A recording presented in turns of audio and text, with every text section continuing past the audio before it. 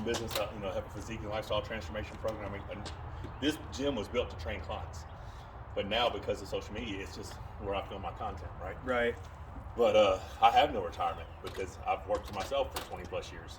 So the objective is build a residual income through social media, through brand partnerships, through growing. My family's been asking me what I'm going to do, or I've been asked what I'm going to do about 401k, because you're right, most companies aren't giving you retirement money or health insurance and none of that. You said you don't want to work for anybody. I can't.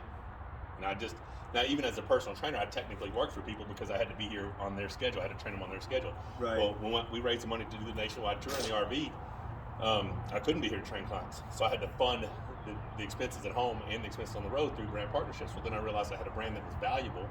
So I negotiated that and leveraged that to now all my bills are paid through partnerships, and anything I make through social media, whatever, is money I put back for retirement. Right. So, but it's, you just gotta figure it out. Do you think so? One of the things I was trying to tell somebody, and I don't want to say names or anything, but do you think it's a better idea to build your credibility through a different brand and then start your own, or to try to jumpstart your own and just rock with it? Well, because there's no money in the beginning. I was very, very successful in network marketing, promoting someone else's brand, right? And I realized after a decade, and 7 figures later, I realized, oh shoot, I should have been just promoting my own brand the whole time. Because that company eventually went away. I went to a different company. Yeah, anything can happen with another company. Exactly. They might not tell you what's going on. Yeah. So if I would have been building my entire brand that whole time, I'd be 10 years farther along than where I am now.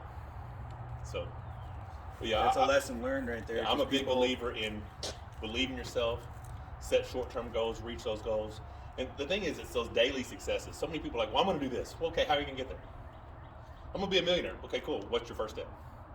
I show so many people exactly how to make steps. You just got to make a decision and ride with it. Dude, I'm telling you, the only way you're going to transform your body, if you want to be ripped or if you want to be fit or whatever, it's succeed today. Right. And once you get through today, I'm one day closer to reaching my goal. All right, same thing tomorrow. Duplicate. Repeat. What happens when people give up? People give up, though, and girlfriend, wives, a lot of people are held back by regular day-to-day problems, right? How do you get around that? The thing is, we all struggle, right? We all have different struggles, and your stressor may not be my stressor, but there's always an excuse to fail every single day. It's just whether or not we allow ourselves to use that excuse. Like, oh, well, I didn't get my workout in today because of this. Well, I didn't get my nutrition in because I didn't bring my food. Well, that's a lack of preparation on your part. Right. Or that was choosing something else as your priority over what you said your goal was. And that whole thing about continue to do something that you say you're going to do after that moment passes in which you said you're going to do it, right? Mm-hmm. You're super stoked at the time, I'm going to be this. Well, then you realize that shit's hard. And it doesn't come easy.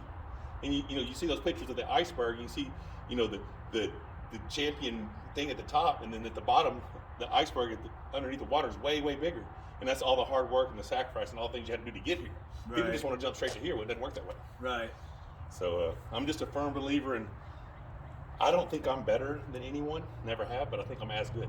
So I'm a guy who wants to see other people succeed. Right. Because once you succeed, I realize that, hey, it's possible. It's like when the first guy ran the 4-minute mile. Oh shit, it's possible. So other people started doing it. Well, if I see someone go make a career out of social media or whatever, and I've been around those people, and I've seen the numbers, and I know how they're doing. Hey, I just got to put the same work in, put the same work ethic. I try to show people what I did to inspire, because I had 1,000 followers a year ago. I just got out of prison not even 3 years ago. I am a 2-time convicted felon with no college education, nothing. No certifications, no special skills on paper. I learned how to do masonry and some other skills in prison. Yeah. But I decided a long time ago that I was never going to work for another man, or I wasn't going to do it successfully, to find my own dream and passion instead of trying to make someone else's dream and vision grow when you could grow your own. Absolutely. Especially if you learn from someone else and you're like, oh, I can do this too then. Absolutely. And it's another thing. And it's not, this says nothing about people's peer groups, but if you can be the least successful person in your peer group, if you surround yourself around 5 or 6 other people who have what you want, you're more likely to do it. But if you're the most successful person in your peer group, you've hit your ceiling. Yep. There's no one else around you to motivate you, inspire you to be better, right? But if you surround yourself around other people who have what you want, and you follow those lessons and learn, you just have to keep an open mind and understand you don't know everything. And there may be another route. You don't have to be so stubborn. This is how I'm going to do it. Well, there might be a better, easier route to do it this way. So be open for other people's input, and just grow from that. And the real my daily goal is to be better than I was yesterday.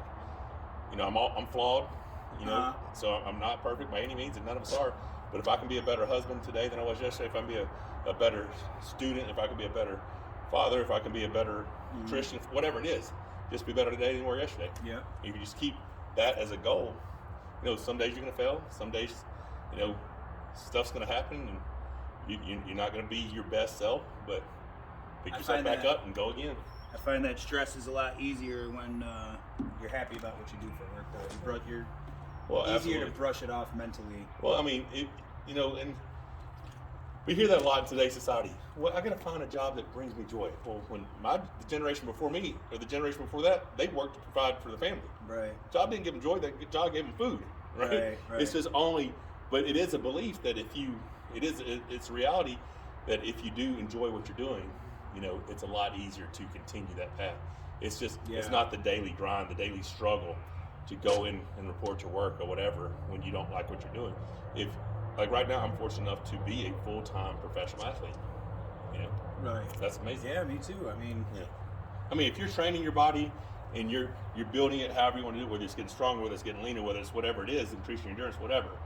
If you have a platform in which you can provide your living off that, then you are now a professional at what you do. So, I guess I'm a professional. there you go. Shit. Yeah, right. You guys hear that? I'm a professional. Yes, sir. Hey, man, I've enjoyed it. Appreciate you making the stop by. Safe travels all the way to Houston.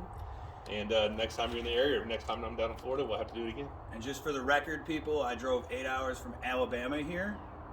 And now I got to drive 6 hours to Houston. So if you guys aren't willing to do those types of things, your success is going to be here instead of here or up here. So just remember that. Got to put in the work. Yes, sir. All right, brother. All right, man. It was a good one. Yes, sir. All right, take care.